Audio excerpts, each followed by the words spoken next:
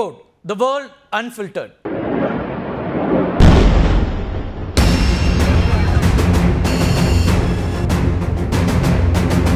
Iran வீசும் ஏவுகணைகளை இஸ்ரேலினுடைய வான் பாதுகாப்பு அமைப்புகள் தடுத்து அழித்து வருகின்றன.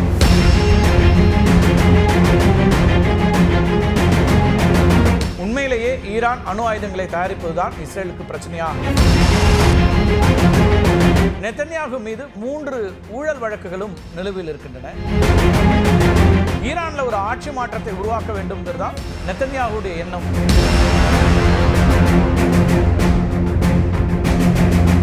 Operation rising lion, operation true promise 3, இந்த 2 ஆபரேஷன்கள் தான் இன்றைக்கு உலகின் கவனத்தை ஈர்த்திருக்கின்றன.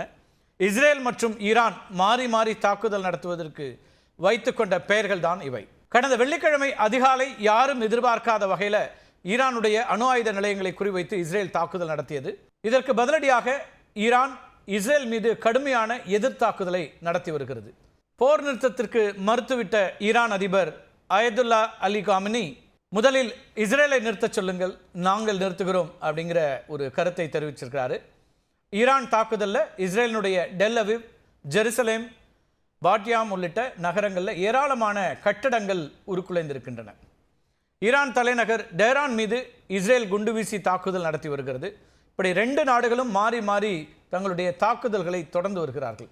ஈரான் வீசும் ஏவுகணைகளை இஸ்ரேலினுடைய வான் பாதுகாப்பு அமைப்புகள் தடுத்து அழித்து வருகின்றன. முதல் முறையாக பராக் மோகன் அப்படிங்கிற வான் பாதுகாப்பு அமைப்பை பயன்படுத்தி வருகிறது இஸ்ரேல். இந்த வான் பாதுகாப்பு மையம் இஸ்ரேலுடைய கடற்படைக்காக இஸ்ரேல் ஏரோஸ்பேஸ் இண்டஸ்ட்ரீஸ் தயாரித்த ஒன்று. மற்ற வான் பாதுகாப்பு அமைப்புகளைப் போல இல்லாமல் பராக் மோகன் குரூஸ் ஏவுகணைகள், பாலிஸ்டிக் அச்சுறுத்தல்கள், எதிரி விமானங்கள், கடலோரத்திலிருந்து ஏவப்படக்கூடிய கடல் ஏவுகணைகள் அப்படின்னு எல்லாவற்றையும் தடுத்து அழிக்கக்கூடிய திறன் பெற்றதாக இருக்கிறது. பராக் மோகன் வான் பாதுகாப்பு மையத்தினுடைய இடைமறிப்பான்கள் பல்வேறு உயரங்கள் மற்றும் வரம்புகளில் இருக்கக்கூடிய இலக்குகளை தாக்கி அழிக்கும் திறன் பெற்றவையாகவும் இருக்கின்றன. நடுத்தர வரம்பு, தொலைதூர வரம்பு, விரிவாக்கப்பட்ட வரம்பு அப்படின்னு ஏவுகணைகளை எந்த இடத்திலிருந்து வந்தாலும் பராக் மோகன் தடுத்து நிறுத்தும். இதனால் 150 கிலோமீட்டருக்கு அப்பாலிருந்து செலுத்தப்படக்கூடிய ஏவுகணைகளை 360 டிகிரி கோணத்தில் சுழன்று அழிக்க வல்லதாக இந்த அமைப்பு உருவாக்கப்பட்டிருக்கிறது. இந்த அமைப்புங்கிறது இஸ்ரேலுடைய 4 வான் பாதுகாப்பு அமைப்புகளுடைய இறுதி கட்டமாக இருக்கிறது. முதல் கட்டத்தில் அயன் டோம், இதை பற்றி நிறைய நம்ம பேசியிருக்கிறோம். இது குறுகிய தூர ராக்கெட்டுகள் மற்றும் மோட்டார்களை அழிக்க வல்லது. 2வது டேவிட் ஸ்லிங், இது நடுத்தர தூர ஏவுகணைகளுக்காக வடிவமைக்கப்பட்ட ஒன்று. அதாவது நடுத்தர தூரத்திலிருந்து ஏவப்படக்கூடிய ஏவுகணைகளை தடுத்து நிறுத்தக்கூடிய ஒன்றாக இருக்கும். 3வது ஆரோ 2 மற்றும் ஆரோ 3, நீண்ட தூர பாலிஸ்டிக் ஏவுகணைகளிலிருந்து பாதுகாக்கக்கூடிய ஒரு வான் பாதுகாப்பு அமைப்பு. இதுக்கு அடுத்து 4வதாக வருவது தான் இந்த பராக் மோகன். இது மட்டும் இல்லை, அயன் பீம்ங்கிற ஒரு லேசர் தடுப்பு அமைப்பானையும் இஸ்ரேல் வடிவமைச்சிருக்குது. இப்படி முக்கியமாக வான்வெளியை பாதுகாப்பதற்காக 4 கட்டங்களாக இஸ்ரேல் தன்னுடைய வான்வெளியை பாதுகாத்து வருது. இஸ்ரேல் மக்கள் தங்களை காப்பாற்றிக் கொள்வதற்காக பாதுகாப்பான வீடுகளையும் கட்டி கொண்டிருக்கிறார்கள். தலைநகர் டெல் அவிவ்ல புதிதாக கட்டப்படக்கூடிய வீடுகளில் பங்கர் போன்ற அமைப்புகள்லாம் இப்போ ஏற்படுத்தப்படுகின்றன.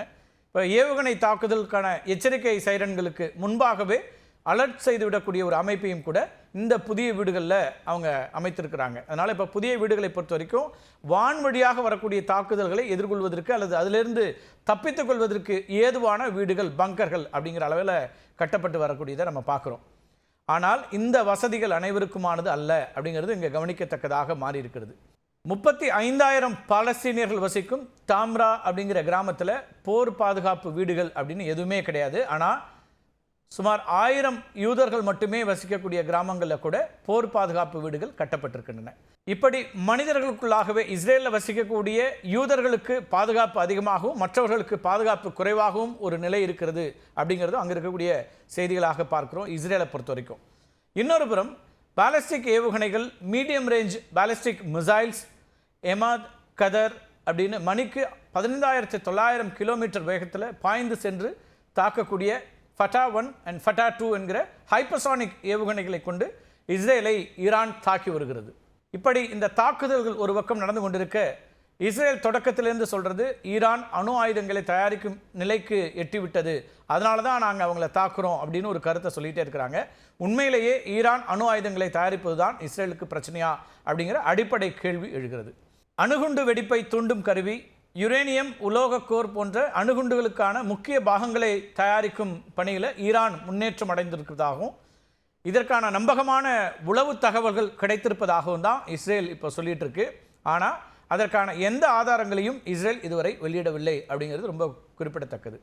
ஈரான் 60% தூய தன்மையுடன் செறிவூட்டப்பட்ட யுரேனியத்தை குவித்து வைத்திருக்கிறது அப்படின்னும், அணு ஆயுதம் தயாரிக்க 90% தூய தன்மை தேவைப்படும் நிலையில் அதனை நெருங்கி வந்துவிட்டது அப்படின்னும் சர்வதேச அணுசக்தி முகமையும் கூறுகிறது.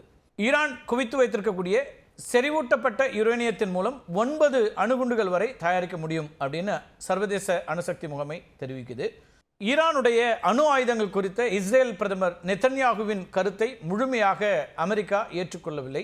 அணுகுண்டை உருவாக்குவதற்கு தேவையான முக்கிய பணியில் ஈரான் இன்னும் ஈடுபடவில்லை அப்படின்னு அமெரிக்க உளவுத்துறை நம்புகிறது. ஈரான் அதிபர் அயதுல்லா அலி கமேனி 2003ஆம் ஆண்டு நிறுத்தி வைத்த அணு ஆயுத திட்டத்தை மீண்டும் தொடங்க இதுவரை ஒப்புதல் வழங்கவில்லை அப்படின்னும் அமெரிக்கா நம்புகிறது. ஆனால் இஸ்ரேல் பிரதமர் நெத்தன்யாகு உள்நாட்டில் ஏராளமான பிரச்சனைகளை எதிர்கொண்டு வருகிறார்.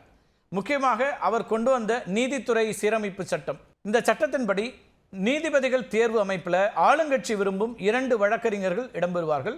அவர்களுக்கு வீட்டோ அதிகாரமும் கொடுக்கப்படும். இதனால் ஆளுங்கட்சிக்கு சாதகமான நீதிபதிகள் மட்டும்தான் நீதிமன்ற உயர் பதவிகளில் நியமிக்கப்படுவார்கள். இந்த சட்டத்தை எதிர்த்து 2023ஆம் ஆண்டு இஸ்ரேலில் வரலாறு காணாத வகையிலான போராட்டங்கள் நடைபெற்றன.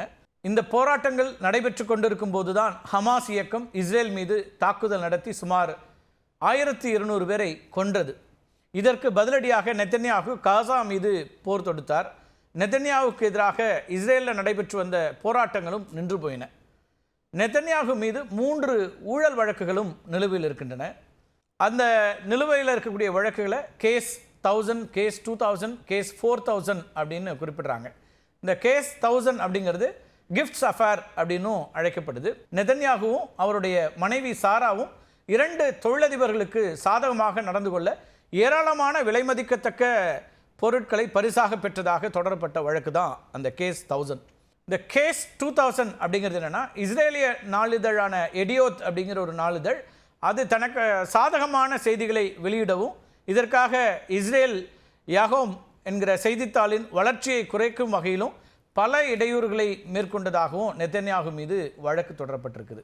பாருங்கள், 2 செய்தித்தாள்களுக்கு இடையில் அவர் ஒரு செய்தித்தாளுக்கு ஆதரவாக செயல்பட்டார் அப்படிங்கிறது ஒரு வழக்கு. கேஸ் 3000 சப்மரைன்ஸ் அஃபேர் அப்படின்னு அழைக்கப்படுது. இந்த வழக்கில் நெத்தன்யாகு மீது நேரடியாக குற்றம் சாட்டப்படலை, ஆனாலும் அவருடைய நெருக்கமான நண்பர்களும் அமைச்சர்களும் இந்த வழக்கில் குற்றம் சாட்டப்பட்டிருக்காங்க. கேஸ் 4000 அது ரொம்ப முக்கியமாக பார்க்கப்படுது. இந்த வழக்கில் இஸ்ரேலிய தொலைத்தொடர்பு நிறுவனமாக இருக்கக்கூடிய பெசிக்கு ஒழுங்குமுறை சலுகைகளை வழங்கியதாக நெத்தன்யாகு மீது குற்றம் சாட்டப்பட்டிருக்கு. அதற்கு ஈடாக அதனுடைய முன்னாள் தலைவரால் கட்டுப்படுத்தப்படும் செய்தி வலைத்தளத்தில் தன்னையும் தன்னுடைய மனைவியையும் பற்றி நேர்மறையான செய்திகளை வெளியிட உத்தரவிட்டதாகவும் இந்த வழக்கு தொடரப்பட்டிருக்கு. இப்படி உள்நாட்டில் மட்டுமின்றி சர்வதேச அளவிலும் நெத்தன்யாகு குற்றவாளியாக பார்க்கப்படுகிறார். சர்வதேச அளவில் என்ன சிக்கல் அப்படின்னு கேட்டிங்கன்னா, சர்வதேச குற்றவியல் நீதிமன்றம் நெத்தன்யாகுவுக்கு எதிராக போர் குற்றங்களுக்காக கைது வாரண்ட் பிறப்பிச்சிருக்கு. ஏற்கனவே காசாவில் இன அழிப்பிற்கு ஈடான செயல்களை புரிந்ததாக நெத்தன்யாகு மீது குற்றச்சாட்டுகள் முன்வைக்கப்படுகின்றன. இந்த பிரச்சனைகள் அனைத்தும் நெத்தன்யாகுவுக்கு அரசியல் எதிர்காலத்திற்கு ஒரு பெரிய சவாலாக மாறி இருக்குன்னே சொல்லலாம்.